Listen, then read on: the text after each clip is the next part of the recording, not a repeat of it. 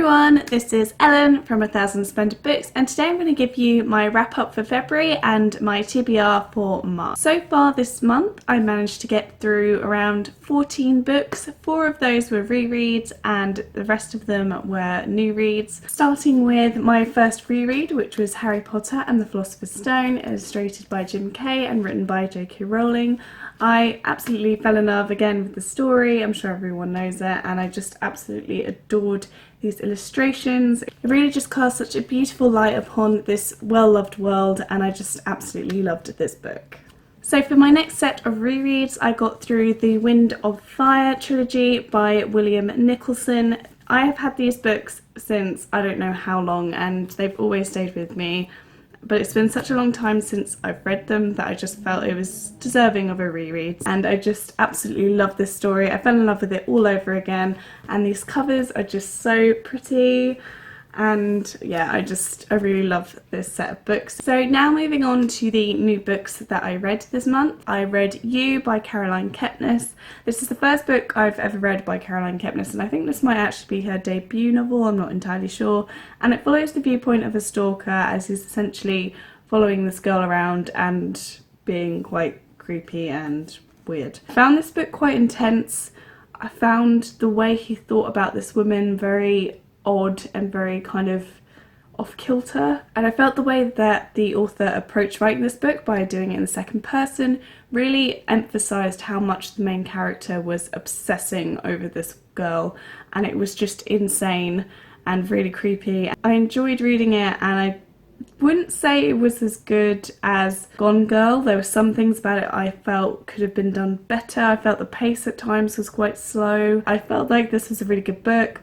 I gave it 3 out of 5 stars. It wasn't quite good enough to be 4 stars for me. And if you want something a little bit different, or something that's just going to make you a bit creeped out, then I guess this is a good book to start off with. Next book I got through this month was The Martian by Andy Weir. I already did a review for this, I'll link it down below. I really enjoyed it. It was a fantastic read, a really kind of like turbulent adventure, and it was so sciencey, so funny, and I just enjoyed every second reading it. So if you want to check out my review, check it out down below. The next book I got through was The Daughter of the Empire by Raymond E. Feist and Jenny Wirtz. I was actually quite disappointed by this book, being a big fan of Raymond E. Feist. I didn't find it very engaging. I thought the plot didn't seem, well, I didn't think there was much of a plot really going on.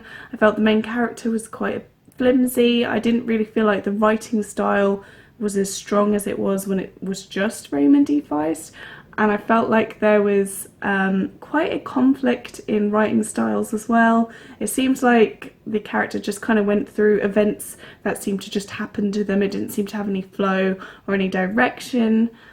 I didn't actually end up finishing this book because I just really couldn't get into it. I wanted to love it, and I just ended up feeling just kind of okay about it. I just didn't really feel like it was for me, and there were bits of it that I definitely thought could have been done better. So the next book I got through this month was Illuminae by Amy Kaufman and Jay Kristoff. I absolutely loved this book. It's written as a series of transcripts, and you can like delve into the minds of artificial intelligence. You can see pictures, you can see diagrams, and all of that kind of brings this science fiction fantasy kind of realm to life for you. I think this is to be the most unique way I've ever seen a story being told, that I just fell in love with this utterly and completely. So I gave this a 4 out of 5 stars on Goodreads, but I felt it was a really exciting adventure to go on, and I'm really looking forward to the next instalment. So as for the next set of books this month, I basically had my own sort of book version of a Netflix binge where I just picked up a series and I just went mad with it. I just went absolutely crazy with it. So that is the Throne of Glass series by Sarah J Maas. So I got through this book and then I immediately went out and bought the rest of the series. So altogether this month I got through Throne of Glass by Sarah J Maas, Crown of Midnight, which is the second book in the Throne of Glass series, Heir of Fire, which is the third book in the Throne of Glass series, Queen of Shadows, which is the fourth book in the Throne of Glass series, and finally, to wrap it all up, I got through The Assassin's Blade by Sarah J Maas, which is the collection of novellas that occur before the events of Throne of Glass even start. I absolutely love this series. It's been one of my most favourite series of any kind of like genre that I've read for quite some time. I really fell in love with the world, I fell in love with the characters, and I just thought it was a really exciting, fun adventure and just everything you could ever want out of a YA fantasy, basically. And finally, of the books that I got through this month was Spartan by Valerio Massimo Manfredi. I really enjoyed this novel. I thought it was a really strong starting point for me to go into kind of like Greek history. I felt like the characters were well drawn out. It didn't turn out how I was expecting it to turn out, and it's a really interesting story surrounding this boy called Talos as he essentially grows up as like a cripple, and it's about him finding his way in this really brutal and kind of like horrible world. I think I really enjoyed it. It was a great introduction into the ancient Greek world, and thank you Uncle Mike for loaning this to me. So for the second half of this video I'm going to go over my March TBR. I have basically managed to convince myself to go through 3 books which are roughly around 900 pages each, and they're all part of the trilogy. So I've already started to make a bit of a dent in this one, and the first book I'm going to read is Ship of Magic by Robin Hobb. This is the first book in her Live Ship Traders trilogy. It is one of the fattest novels I've ever seen in my life.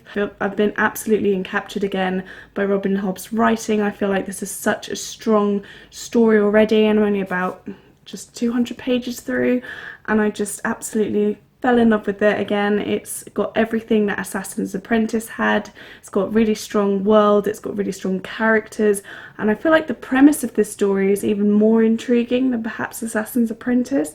And I'm really enjoying this so far. I'm really looking forward to reading the next 2 books in the series, which I'm just about to show you. So moving on from Ship of Magic by Robin Hobb, which is the first book in the Life Ship Traders trilogy. This is the second book, which is The Mad Ship. I don't know what this is about or how it continues on from the first book in the series, but I'm definitely looking forward to reading it if the first book is anything to go by. And to wrap up this trilogy then, I'm going to finish up with Ship of Destiny, which is the third and final book in the Live Ship Traders trilogy. And then once I've finished that Robin Hobb marathon, I'm going to read Fangirl by Rainbow Rowell. I don't really know too much about this. I think it's a new adult book, and I think it's about this girl who kind of writes about fan fiction, but I'm really looking forward to reading it, and I've heard so many good things about this, so looking forward to finally getting around to reading it. So that kind of wraps it up for this video. I hope you guys enjoyed it. Leave a comment down below to let me know what you're planning to read this month. Like, subscribe, and I shall see you guys around later. Bye!